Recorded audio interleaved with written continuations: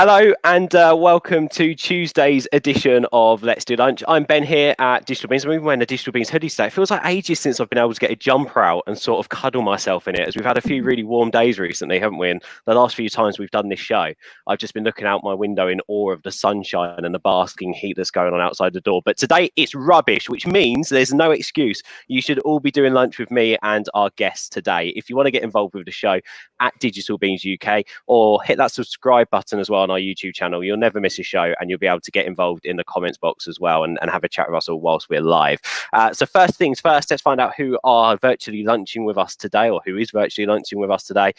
We've got Jack Gaisford. Jack is the founder of V21. Jack has built a great reputation through LinkedIn, discussing the importance of engaging and intention-grabbing video content. He is I like to call him the pioneer of video, especially on my LinkedIn timeline.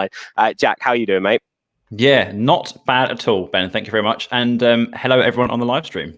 And look, I love your backdrop. It's a lot better than mine, which about 30 seconds ago I had a dressing gown up here. Yeah. I've got to give you the advice. Got to clean up that background, make that content look good. Just go the extra mile. You know, may as well. Until a couple of weeks ago, when Jack, who used to be on this live stream with us, told me I used to also have my camera on this side, which meant it was facing the window, which meant you didn't get my beautiful complexion. So there's one tip I have taken on board. There you go. No, it's good to see you taking advice, and it's cool to see. It's cool to see the show evolving, dude. I love it. Cheers, man. Thank you. And of course, we're going to get more tips and tricks from you a little bit later on, because obviously we need to get people on video, and we need to start talking about the importance of what video can do for your business now that we are coming out of lockdown. So we'll get into that. Also on the show today, we've got Stephan, otherwise known as the exhibition guy. Stephan has over 25 years of experience and really knows what it takes to put off a successful exhibition. So Stephan, on the days when we can't exhibit and we can't go and do trade shows, what's it been like for you? What's lockdown been like for you? Yeah, it's been good. I mean, it's obviously our world is a bit decimated, and a lot of content. It's funny because I do a massive amount of video through LinkedIn myself, a lot of content, and it's been the most successful thing I've done actually is video content. So it's been good. Lockdown's been good. I mean, it's you have to just get on with it. I mean, things have changed and the world is changing, but you've got to change with it, or else you're going nowhere, unfortunately.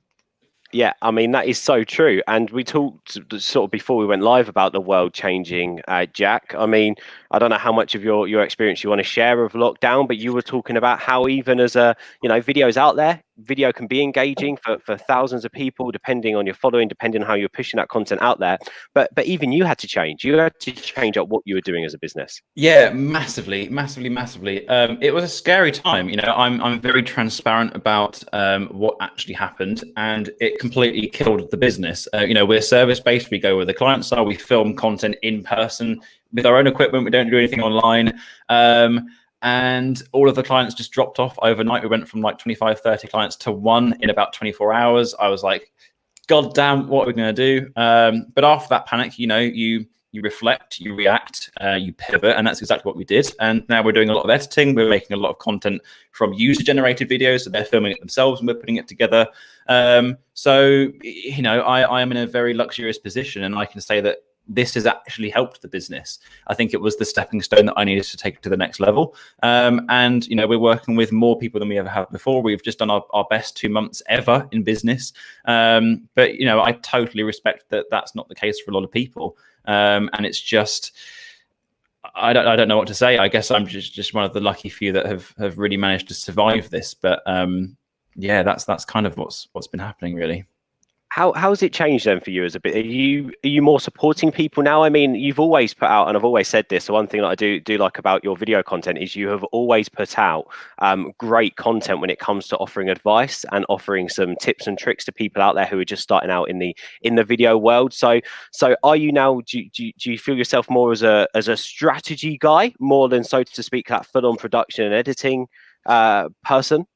I think that's a really good question. And I think I've got to think long term when I answer this, because at the end of the day, we are still a video production company. We're still a video marketing agency. The heart of our business, the core of it, is that we make good content. You can make good content with user-generated content, so stuff that you film on your iPhone. It's not going to blow the world away. It's not going to look the most professional, but it's good to have a certain position. It's good to get your awareness out there as a company and creating that sort of content. But I think we're always going to go back to filming it ourselves. We're always going to go back to to making the big brand content, the regular content for clients on social media. So it's more of a temporary pivot. I'm sure it's going to be a part of the core business as we move forward, just because so many people have absolutely loved it. And it's a nice way for us to kind of show what we do and test that out before we kick into the big production kind of stuff.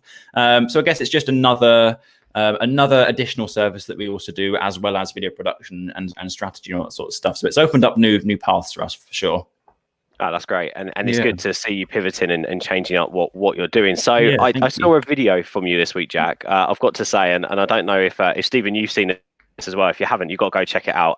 It was basically Jack talking about the equipment needing to start creating video content. You were talking about a little piece of bite-sized advice. It was perfect. So for businesses out there who are just starting to establish a digital presence, where should they start with creating video content? Is it the case that you would recommend that they pick up a phone and do it that way first? Or is it a case that they should go and make that investment first? Where would your mindset be? I would start off without any equipment, and I would sit down with a pen and paper and a week of time and think about strategy. You've got to think of ideas. You've got to think of purpose. You've got to think of the point of that content before you even start to film it. And it's what a lot of companies miss. It's, we get the fancy equipment, we invest thousands of pounds into, this fancy stuff that makes our videos look amazing. And we get on camera and we talk absolute shite. We don't know what we're doing, don't know what the purpose is. And it never works. And it's because we need to take a step back. We need to have a think. We need to reflect. And we need to plan. And then you can start making that content. From experience, I started out this company filming client content on an iPhone 6S.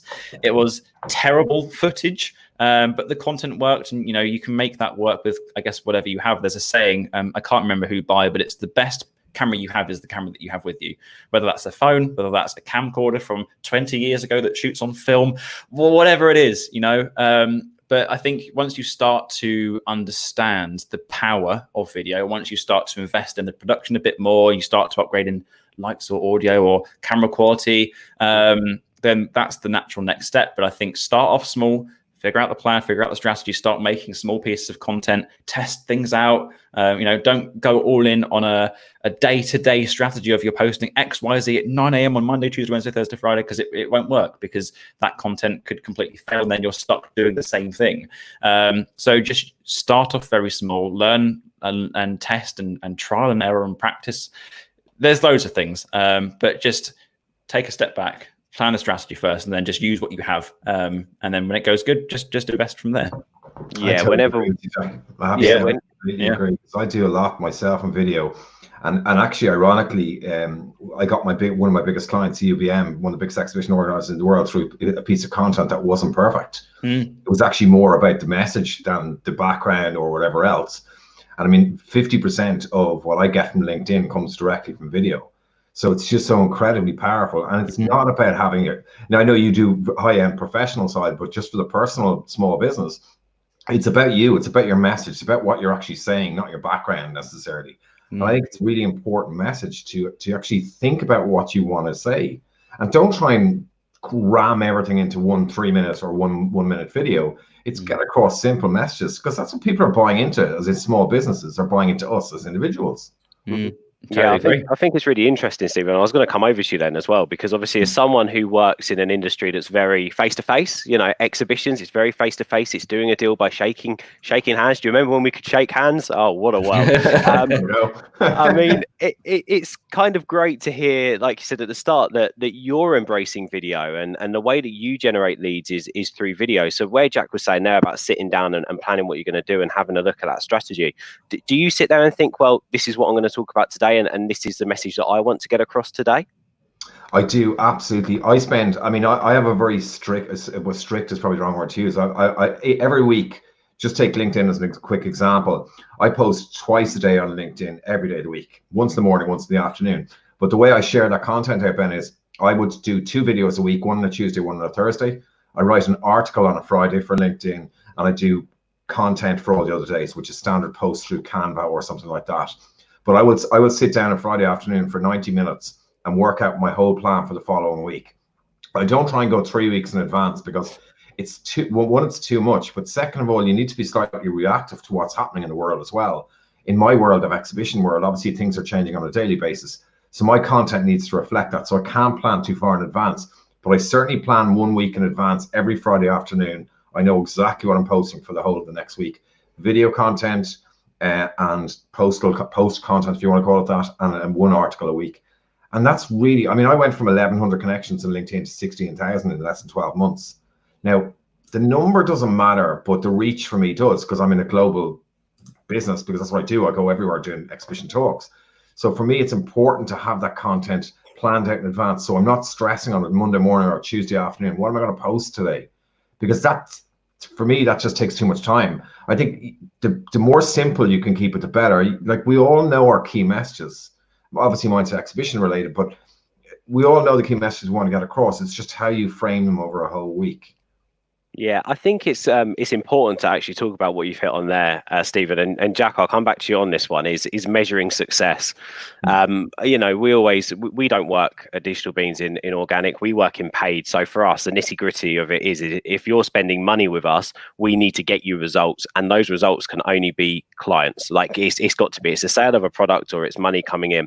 But I think it's important to remember, if you're doing some sort of organic content, what those numbers are and what they mean to you. So I suppose in some way, can you paint a picture, Jack, of what success looks like when you're starting out with video content? Oh God, that's a huge question, Ben. I love putting you on the spot. It's my favorite thing ever. That's a huge one. Success is very different with every type of client. You know, success for somebody might mean that they want to generate £1 million in revenue over the next 6 months. Success for somebody else might be that they just save an hour of their time a day. You know, it depends from client to client. I think the overarching reason why people make content is because they want to develop a bigger sense of brand awareness. They want to get their brand out there. They want to create a different noise. They want to seem a bit more professional. They just want to make better content on social. So the organic side, I tend to focus a lot on the reach. So how much attention are we getting on this piece of content, but the quality of that reach. So say, for instance, you're a digital marketing agency and that you're focusing specifically on working with the recruiters. If you're reaching 10,000 people, but they're all in plumbing, it's irrelevant. So the quality of reach is really important. You've also got to look at things like the level of engagement that you're getting. Now, a good piece of content tends to do between sort of 3 to 4% engagement. So that's comments, likes, shares put together, and then divided by the total amount of reach. That's how you get your engagement percentage. I would say that you know, when you're starting off, you'll be looking for around 2 to 3%. If you're doing worse than that, then you need to have a look at what content you're making. It's probably not very good, or it's very boring. If you're doing better than that, then you're successful in that sense in terms of engagement. But like I said, it's a huge question, and it's going to really depend on so many different factors. And I guess without the specifics, I wouldn't really know how to answer that. But that's I suppose, would you count talkability in there? I mean, in terms of, and what I mean by that is word of mouth. So for instance, when we first started our vlog, we had a couple of new leads come in, and look, we're not talking about thousands of leads off the back of the vlog. We're talking about a few decent leads come in because someone's turned around and said to them, "Oh, these guys actually, they do a vlog, Digital Beans. Go check them out." And then they've watched the vlog and gone, "Oh, you guys look like really good people. You know, yeah, we want to come and work with you." So although you might get 1,000 views on a video, would you say actually that one person who goes back and brings you a referral is that most important metric within that video? Does that make sense? Yeah, again, tough question, because you can't really track word of mouth marketing. It's definitely, it's the most powerful way of marketing, you know, recommendation, real reviews, real experience. But you can't track how somebody is feeling, or how, you know, how many recommendations you get a day, just because it's not based online. It's based through psychology. It's based through conversation.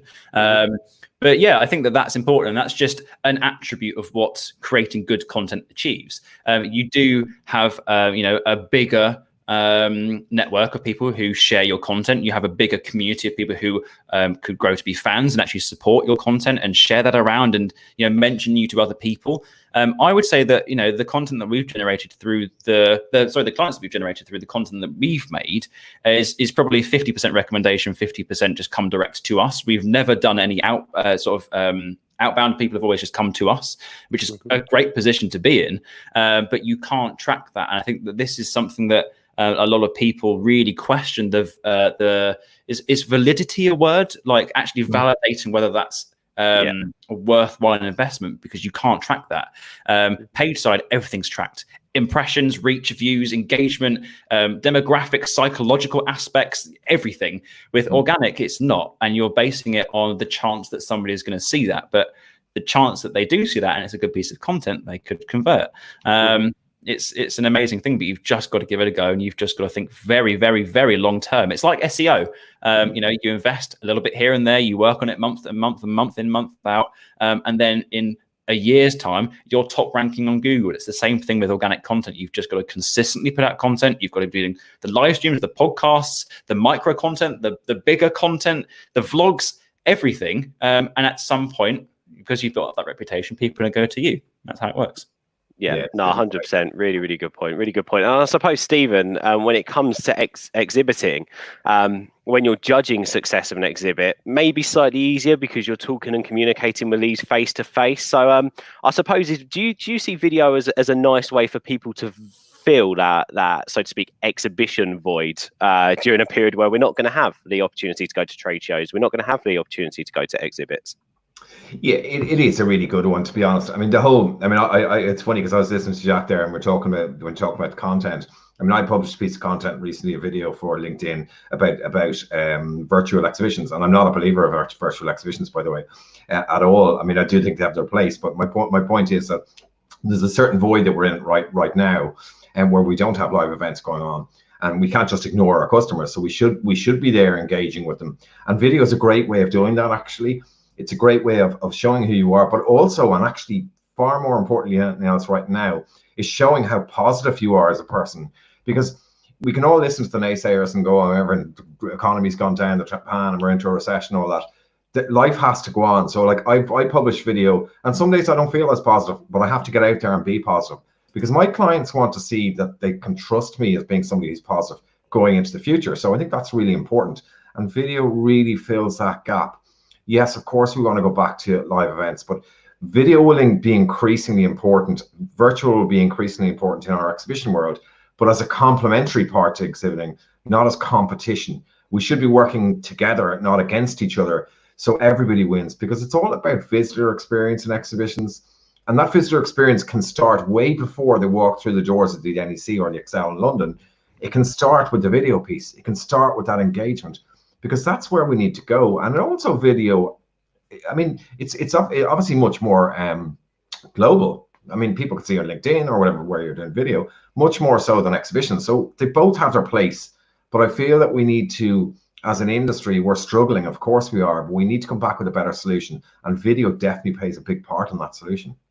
I feel like I want to poke you a little bit more about virtual exhibits and virtual networking, because I feel like there's a little fire as you mentioned that. I've got to admit, I'll give it. I mean, I'm quite happy, Ben, to give it large. I don't believe in virtual exhibitions. I absolutely do not believe they're a way forward. And and I'm going to be potentially quite controversial here. I think the digital bubble, as in virtual bubble, is going to burst, because I'll tell you why. There's a lot of fantastic tech people, and no disrespect to any tech people, coming into the virtual space, going, we have the greatest virtual platform in the world with all the bells and whistles. The issue is that these people do not understand our industry. They do not understand exhibitions. They're on a revenue grab right now. They're looking for a revenue grab, and that's fine. We're all in business to make money. I get that. But you can't come in and suddenly go, live exhibitions don't work anymore. This virtual is brilliant, because there's platforms coming out of the woodwork every week at this stage. They don't have the interaction that you get face to face, and that they're never going to have that. And what I'm frustrated by is that it's so many different virtual suppliers coming in who have all the answers, who've never ever even walked the floor of an exhibition in their life, so they don't understand what we do.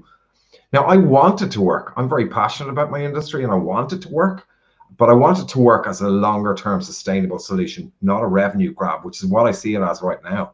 Mm-hmm. Yeah, I completely agree. And also on virtual networking, the main reason why I am so passionate about these live shows is because I see it as an opportunity for me to do, so to speak, mini networking. Like, I get to speak to potentially 2 people twice a week who I'd love to meet at a networking event, love to speak to at a networking event, and get to have a long conversation with them about something that they're passionate about and that I'm passionate about, and what we talk about in real life. You don't get that at virtual networking events. You can't do that anymore because they're so packed, condensed, and full of speeches and talking points that aren't relevant to the majority of businesses in there, that it's difficult to really have those conversations. Don't get me wrong, there's some really good smaller gathering networking events out there, but when you're on a Zoom call with 60 people, I'm basically sat there for 2.5 hours to give a 30-second pitch, which I don't believe in anyway. I don't believe in having to stand there and do a commercial for 30 seconds. Like, that's not me, and that's not us as a business. So yeah, I'm completely with you on virtual, and I think it's interesting what you say there about the bubble bursting at some point. When a market gets so condensed and saturated, it's just going to, and like you say, when you've got people there who are not passionate in it, and they're not passionate in what they're doing, it's also a bad first impression, isn't it, for potential exhibitors in the future? You see, the other thing, Ben, is that, and again, like the likes of Informa and UBM, big companies in my world, who can bankroll virtual exhibitions just as a void-filling gap. That's great, but the problem with it is that if we could end this model of just doing virtual for the sake of it and filling that void, and not really having a strategic plan, what happens is you go to a company and you say, okay, we want you to spend $5 grand on the virtual exhibition, whatever the sponsorship fee is, or 10 grand or whatever it might be. And that's fine. They don't get the response they want. Prime example, Canton Fair in China a couple of days ago, one particular company virtual event got 150,000 people in the virtual show with 3 inquiries. Now, my point is that if you run virtual events and go, we are the greatest things in sliced bread, and it doesn't work, you could then go back to them and say, well, actually, we're running the live event in the NEC in March of next year. The guy's going to go, not interested. The last thing you saw me was a pile of rubbish. Yeah. We need to be honest with people and our clients that if we are going down the virtual route, we as exhibition organizers do not know all the answers. We do not have all the answers. We want to work strategically with the clients to say, no, we don't know everything, but we want to go on this journey with you, because we want to you as a client for a longer period of time, not just take your money for the virtual event and run away. Because for me, it's about strategy. It's about longer term. We lose 40 to 50% of our clients in exhibitions every year. That's across the globe, by the way. That's not an Irish, UK, English thing. It's a totally global thing. We shouldn't be losing that amount of clients. And the reason we're losing them is because we're not giving them value. We're not showing them how to exhibit properly. Like when I met you at Kent Business Show, that was the whole point. Educating exhibitors, working with them so everybody gets a better response and everybody wins. Yeah, no, I'm completely with you. And just quickly, Stephen, sorry, I've got to roll 2 questions into one here. So I understand it's going to be hard for you to condense an answer to this. How far are we away from an exhibition show? And should businesses out there now still be factoring in, say, for instance, between now and the end of the year, exhibiting within their strategy? I think we're a fair distance away. I think 1 or 2 shows will try and get across the line before the end of the year. But I think in reality, you're looking at Q1 of 2021 before you see any major traction. Now, to answer your second question, I think it's incredibly important, because if you take the last 6 months where we've been in lockdown, or whatever way you want to describe it, a lot of businesses are either going under or teetering on the edge. The one thing that they need is sales. And we all need that. We can be as pretty as we want, but talk about content and lovely products and services. We have to sell something. And the best way to sell something is face to face. And the best way you're going to do that is through exhibitions. So I'm not saying they should factor in for 2020 maybe, but they definitely need to start thinking about it for 2021, because otherwise their competitors are going to take a jump on them. Yeah, no, I completely agree. And we're having conversations already. I think they're planning the Kent Construction Expo to happen in October.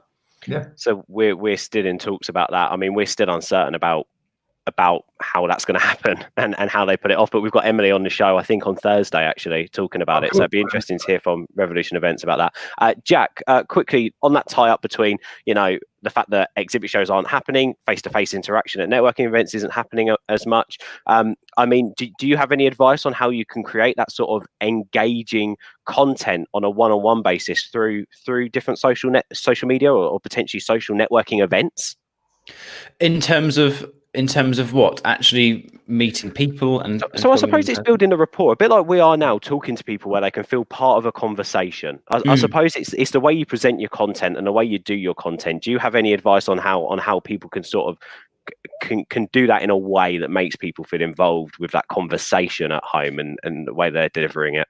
Yeah, definitely. So we use a lot of Zoom, we use a lot of Google Hangouts, so you can just record content on there. It's very difficult because obviously you can't meet people in person, you can't have real face-to-face conversations, and it just feels like sort of video calls are really the only options that we massively have right now.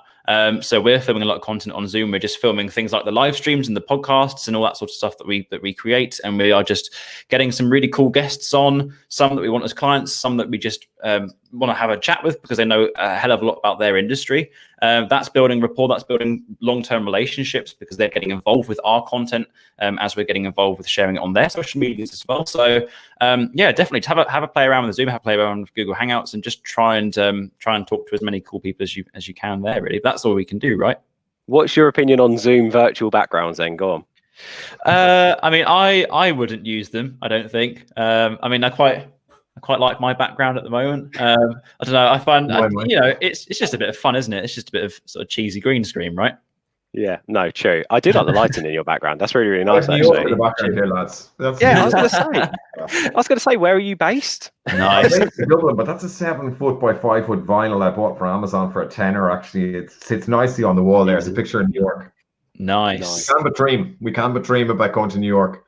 I can't wait to get back in the office when I've got actually a nice backdrop. Because it's difficult. We had this conversation last week where when it comes to video and when it comes to conversations, we can only work from home within our means, right? And if we haven't got the money to invest in little different bits and pieces, or you can't, or potentially you haven't got enough room in your house, you've got to use what you have. And we had this conversation the other day, Jack. I mean, I don't know if you've sort of come across this with businesses you've worked with, where I said it would be really awkward for me right now to have a video call with a potential high budget, like extremely high budget client and persuade them to come and work with us where my bedroom's my background and I'm not in a professional environment. I mean, it's difficult recreating that, right, through video. Yeah. Oh my God. Yeah. I think, but it's, it's the situation. Everybody understands the situation that we're in right now. And I think that it's just, you've just got to accept that sometimes you're just going to be in your bedroom, or you're going to be there with a massive mess in the background. It's just, there's no way that we can do it, unless you've got a massive office where you can like self-confine yourself and be in your own room and not talk to anybody all day, then go for it. But I think people are becoming a lot more acceptable of it. And I say that because I've been watching I've been reviewing a lot of ads on social and on TV, and companies like Barclays and NatWest and Virgin Media, they're all filming content on a mobile phone. So everything that you see on TV is actually being shot on a mobile, which is what I was saying before. It doesn't matter what equipment you have. The big brands are making content with something this small that they have in their pocket 24/7, right? So you can do it as well. You've just got to have the motivation and the drive to do it. But yeah, it's becoming a lot more acceptable. User-generated content, is becoming a lot more acceptable now. And I guess it's just questioning whether or not that's the future of video, whether, the high production stuff for these, these massive brands in London, the price that they charge for these is just extortionate, whether that's going to fall short, whether that's even going to be a thing anymore. There's loads of questions going on in my head, steering the business around to cater to the now. But what is the now? If people are getting away and making some really good content on their mobiles, do we need those £300,000 cameras? I don't know. I don't know is the answer. I tell you what, I've got the new Huawei phone, and the camera on it is just insane. Like it's absolutely insane. It's incredible. And you're right, like phone technologies and the way that technology evolves. But then saying that, when a new amazing phone camera comes out, for a fact a new amazing, proper digital camera is going to come out. So I suppose it's in hindsight as to what your budget is, like you mentioned there, in terms of what you need and what equipment you sort of don't need. Final question for you both. Stephen, I'll come to you with this one first. It's going to be quite an open-ended question, but I think it's going to be one which all small business owners out there watching might possibly be asking themselves. What do they need to be doing right now to promote their business? I think it's about resilience. I think it's about consistently sharing content, having Zoom calls, getting up every day and having that conversation, be it through social or be it through the phone or Zoom or whatever, and just keep going, keep pushing, because we will get through this. And it's the people who are positive and really want to push through this will be the people who will be successful when we come out the other side. So for me, it's all about resilience. Just keep going. Yeah. Love what you do. And Jack, same question coming to you, maybe from a slightly different, maybe video point of view. What should people be doing right now to push their business? Yeah, good question. I think the short answer is build a brand. That's really all we can do now. We're in this time of communication, very close relationships with clients and businesses. The speed to market is crazy. Like I can have a chat with a CEO of a massive organization in the next 10 minutes if I want to, just because we are available now at the moment. We are at home. We have time to just chat freely and catch up. And I think that part of building those long-term relationships is really important. So I would really focus on, like you say, Stephen, making content, giving education, giving value, and not expecting anything in return, but using the drive to build those relationships as your motivation to make that content. But yeah, chat with as many people as you can, build those relationships, because there's a very, very, very high chance that when it gets back to normal, or when business starts to pick back up again and people have budgets and people are looking at doing X, Y, and Z, you will be the first company that they go to, just because you've been top of mind. You've been the go-to company that's been providing that content during this period. They're not even going to bother to go onto Google. They know who they want to work with. They've built up that relationship over these couple of months. And it's going to do you wonders, so focus on building brand. Completely with you on that. No, brilliant. Thank you, Jack. Thank you, Stephen. Stephen, before you go, do you want to quickly tell people where they can go and find you and check out some of your content? Of course you can. Yeah, it's probably the best place to find me. My website isn't currently being developed, but it's theexhibitionguy.com. But catch me on The Exhibition Guy on LinkedIn. I share pretty much a lot of content through that, so that's probably the best place for me. Thank you, Stephen. And hopefully it won't be too long before we bump into each other at an exhibition show. We'll be elbow bumping though, instead of handshaking. and Jack, same to you. Where can people come and check you out online, buddy? Yeah, LinkedIn, Jack Gaisford, and make a lot of content. If not, v21.co.uk. Easy as that. Brilliant, mate. Thank you. And hopefully, again, see you out soon with the camera as well. This has been going on way too long now. Jack, Stephen, could chat to you for hours, but unfortunately, we've run out of time. Thank you guys for coming on, and speak to you both soon, hopefully. See you later. Thanks, cheers, guys. Thank you. Thank you. Cheers. Thank you, guys. Jack and Stephen there, The Exhibition Guy. Great to have them on the show today. And usually at this point, I'd usually do and invite in one of the Digital Beans team for a 90-second tip. However, today they've left it down to me, which is a bad decision. However, we can give it a go, can't we? So today, I thought we're keeping the mindset of video. We're keeping the mindset of content promotion, and we'd have a look at subtitles. Now, I always get asked a question when it comes to our video content, how we generate our subtitles on videos, because subtitles just make the whole user experience so much nicer. It also allows people who potentially can't hear your content, people who are deaf and can't access your content, be able to watch it and enjoy it. On top of that, it also allows people who don't want to have their sound up at any particular time to still be able to engage and watch parts of your content. So I thought today, seeing as the world is pushing us to add subtitles a little bit more to our videos, I'd show you the way that we now do it. Now, we used to use a website called rev.com, which is fantastic, don't get me wrong, but I found a way recently that is a lot easier and also takes just as less time, and it's through YouTube. Now, I found this through another tutorial, and I was amazed by it. YouTube are really developing their studio now, and it's easy for you to be able to jump onto YouTube Studio. You just go out to your account, you click on your channel, you might have a YouTube Studio link here, and then you just go over to your YouTube Studio. You'll get a dashboard, and on this dashboard, you just need to go on the left-hand side to the menu items and click on subtitles. Now, I'm going to show you an example within one of our videos that doesn't have subtitles. I'm not going to subtitle the whole video, but I'm going to show you a couple of ways that you can use YouTube to create subtitles. And for me, it's so time efficient. It's easier than editing the subtitles in your video production program, whether that's Premiere Pro or whatever you use. So you go to the video, you click the arrow down button, and it gives you the options as to what subtitles you can use. You can use the automatic subtitles, and I'll show you this example first. All you've got to do is click the three dots and go to Edit on Classic Studio. Now, what that will do is auto-generate for you the subtitles from what it is picking up. So it's using voice recognition to generate you subtitles. Now, with voice recognition, as is always the way, it's never going to be 100%. So what you're going to have to do with this is go through your clips and check that it does work. Sometimes also timing is not aligned, and sometimes it throws in a couple of extra words. But as you can see here, it's generated subtitles within a couple of seconds for your whole video. Now, of course, this isn't clean, and maybe this isn't how you want to push it. But if you want to use subtitles in a quick and efficient way, I would say doing it this way. And again, editing it is easy. Look, down here, I can see two hows. Just take that out, delete it, and it's done. It's edited it, and it's completely sorted out. But again, I would go through this because it's all rather rough, and edit it and change it yourself. And when you're done, you just need to publish the edits there, as you can see up on this button here. But there is another way through YouTube, which I have found so efficient. All you've got to do is go down to this section here, so English United Kingdom video language, and click Add. Now, what that will then do is take you through to this screen here. Now, to change your subtitles on here, if you are downloading a subtitle file, I keep forgetting what the extension is now. Is it STF or something like that? You can upload the file so the subtitles just sit on your video, so it's not as a whole thing. You can also create the subtitles yourself, so it take you through to a similar studio and you edit it. But I've recently been using the transcribe and auto sync option, and this is absolutely brilliant. Now, I've not added sound to this stream, which is a little bit annoying. I should have really. But what you can do with this is basically hit play on the video. So I'm going to hear this. This is going to be really weird. It will start the video automatically.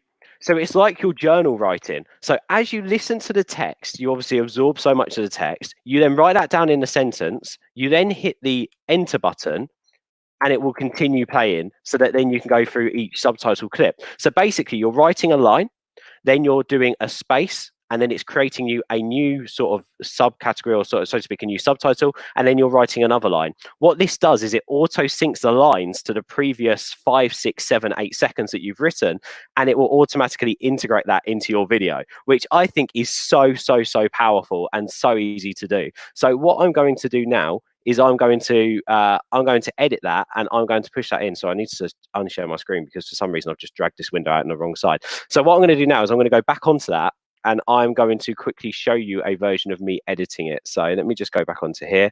Sorry, share audio. I've just accidentally dragged my screen, which is quite annoying. So let me go to, I need to go to here and edit this on Classic Studio. Right, let me go to edit on Classic Studio. Right, so let me show you my screen here a second, because I want you to see it properly. My screen's all over the place. What's going on with this? Let's just share my application window. It's fine. Oh no, actually, here we go. We're here. This is another problem with YouTube. Their share screen option. Here we go. Right, we're here. Cool. So I'm hoping you'll hear the audio to this. If you don't, then just watch and check this out. So, and what about the best content for engagement? Let's go again. Is there a trend? Do videos actually work better? Let's set the timings to that. And you'll be able to see as it refreshes, it automatically adds the subtitles here. Or this might actually be my draft. There we go here. So subtitles will be set, so I can't show you now, but if you check back on this video later on, you'll be able to see those subtitles set. I might actually go through and do the whole thing now to show you the example, but the best LinkedIn content to post. And that is how you can set subtitles easily through YouTube. And again, it costs you no money. It's really efficient. And it's really effective. I've just explained it in a slightly long-winded way, so when I get it up as a 90-second tip, I'll sort of dress it down a little bit. But once those get synced, you'll be able to see how easy it is. So it's transcribing, nice, easy, straightforward, and simple. And that is in about 155 seconds how you add subtitles to your video. And of course, what you can do after that is go into YouTube Studio and download the SRT file as well. It's not the it's the SRT file. So that is how you do it. Wicked. There we go. What a show today with Stephen, the exhibition guy, and with Jack Gaisford as well. Make sure you go and check those guys out. The account management team will be back. I think we've got Roxana on Thursday's show. We also have Munya and we also have Emily as well from Revolution Events chatting about the future of exhibits and events as well in the public eye. For now, guys, enjoy the rest of your Tuesday. And if I don't speak to you on Thursday, sorry, have a wicked week. I'll speak to you soon. Make sure you hit that subscribe button, by the way. And this is where I usually play the outro, which I'm just so unprepared today.